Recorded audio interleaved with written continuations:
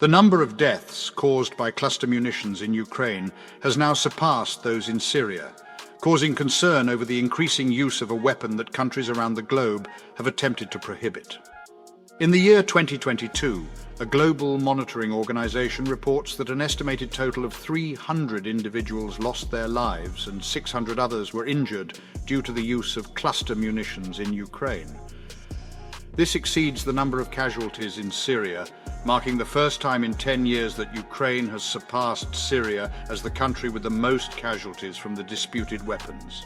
The usage of bombs by Russia, which open in the atmosphere and eject a multitude of smaller explosives known as submunitions during their invasion of Ukraine, as well as the less frequent use by Ukrainian forces, played a significant role in making 2022 the year with the highest recorded fatalities globally.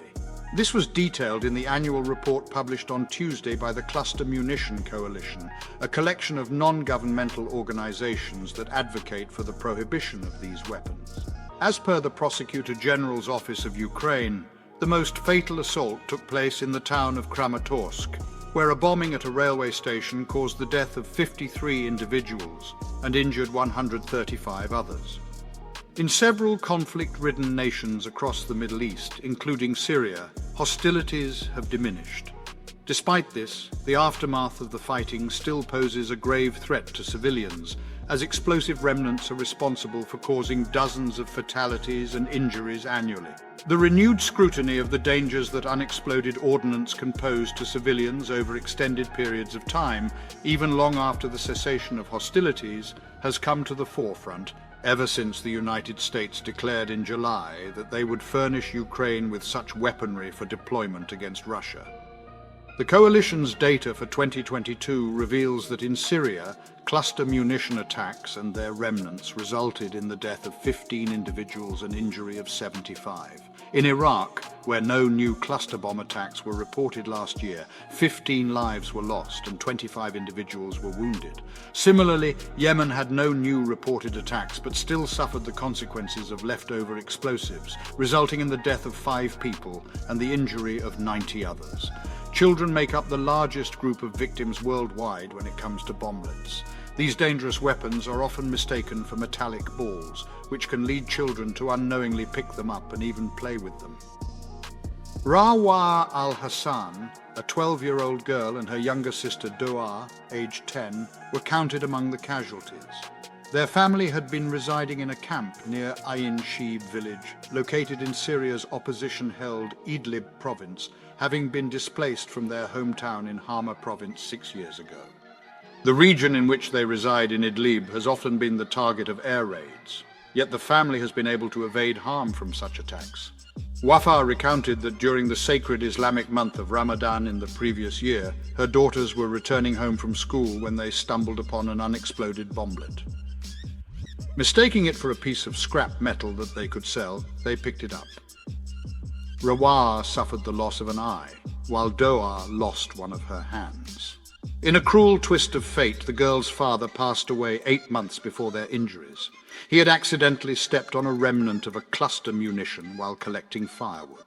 According to their uncle Hatem al-Hassan, who is now their guardian along with their mother, the girls have been in a poor psychological state since the 2 tragic accidents.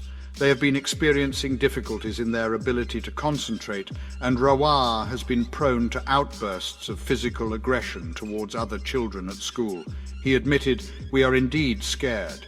As a result, we have stopped allowing them to play outdoors." In the vicinity of Ram Hamdan, located in Idlib, Ali al-Mansour, a 43-year-old man, was busy looking after his flock of sheep one day in 2019.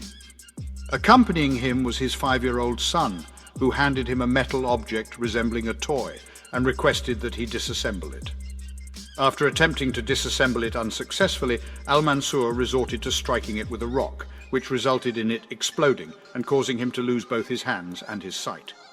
As a result, his family is now reliant on assistance from relatives, as they no longer have a breadwinner.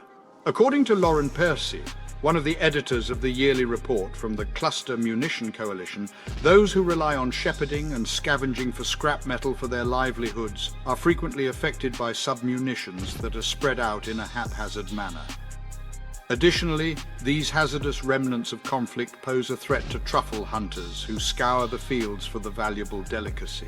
According to Percy, the process of removing the explosives has been impeded by two main factors: insufficient funding and the complicated logistics involved in handling the diverse groups that control various regions of Syria. The United Nations Convention prohibiting the use of cluster munitions has been ratified by 124 countries. However, some nations, including the United States, Russia, Ukraine, and Syria, have yet to join the convention. In certain instances, the aftermath of war continues to claim lives and cause injury in the form of cluster munition remnants. This is particularly true in Laos, where the effects of US bombing during the Vietnam War have persisted for decades. Millions of unexploded cluster bomblets remain, resulting in annual fatalities. According to Alex Heinecker, a specialist who operates independently with the Forum on the Arms Trade, there has been a decrease in the number of casualties globally prior to the Syrian civil war that resulted from the 2011 uprising. According to her, the process of decontaminating the affected area and disposing of the stockpiles was underway. However, she stated that in 2012, the situation took a turn for the worse when the Syrian administration and its allies, the Russian forces, began utilizing cluster bombs to attack those in opposition in Syria. Since then, the progress made in the cleanup has significantly regressed. After the war in Syria reached a stalemate, the figures indicating the frequency of conflict decreased. However, there were still reports of at least one cluster bomb attack in Syria during November of 2022. The number of conflicts had remained relatively low until the conflict in Ukraine caused a rapid increase in these figures once again. Officials of the United States have justified the provision of cluster bombs to Ukraine by stating that it is crucial to balance the playing field when faced with a more powerful adversary. They have also emphasized their commitment to minimizing the impact on civilians. This includes supplying a modified version of the munition with a lower rate of duds, which translates to fewer unexploded rounds remaining after the conflict. Despite a request for further comment, officials from the State Department did not provide a response. According to Heinecker, individuals who monitor the consequences of cluster munitions are perplexed by the United States' decision to dispatch weapons that are obsolete and have been outlawed by most countries due to their tendency to disproportionately target non-combatants. According to the speaker, the most challenging and expensive aspect of managing the weapons involves the aftermath of cleaning up the resulting debris. To support our channel's growth and ensure broader awareness, kindly hit the like and subscribe buttons. This will help us reach more individuals and disseminate valuable information. Thank you in advance.